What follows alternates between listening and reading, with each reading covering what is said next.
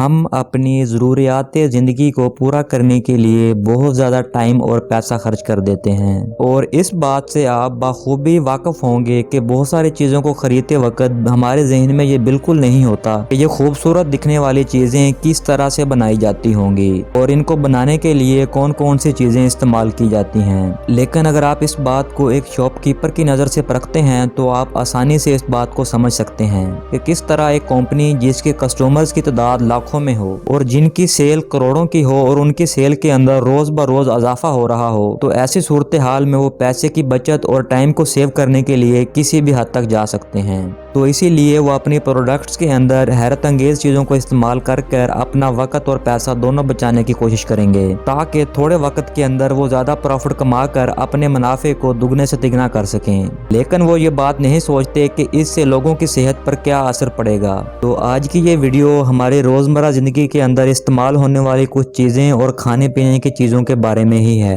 Lipstick تقریباً سبھی لڑکیاں استعمال کرتی ہیں، لیکن اس بات کے اوپر بہت ہی کم لڑکیاں دھیان دیتی ہوں گی کہ آخر یہ لپسٹک کس چیز کی بنی ہوتی ہے۔ لپسٹک کے چند مین انگریڈینٹس میں سے ایک لینولائن ہے، جو کہ زیادہ تر شیپ سے حاصل کیا جاتا ہے۔ تو ایسے میں لپسٹک ویجیٹیرین لوگوں کے لیے پرابلم کا باعث بن سکتی ہے۔ اگر آپ سوچتے ہیں کہ جیلی والی کینڈی ویجیٹیرین ہے تو آپ غلط ہیں، کیونکہ اس کو جیلاٹن سے بنایا جاتا ہے، جو کہ جانوروں کی ہڈیوں سے حاصل کیا جاتا ہے۔ سگریٹ کے اندر نکوٹین موجود ہوتا ہے، یہ تو سبھی جانتے ہوں گے، لیکن سگریٹس کے اندر نکوٹین کے علاوہ ایک کیمیکل ایسیٹون بھی موجود ہوتا ہے، جس کو نیل پینٹ ریموول بنانے کے اندر بھی استعمال کیا جاتا ہے۔ اس کے علاوہ سگریٹ کے اندر آرسینک بھی پایا جاتا ہے، جو کہ ریڈ پوائزن بنانے کے کام آتا ہے۔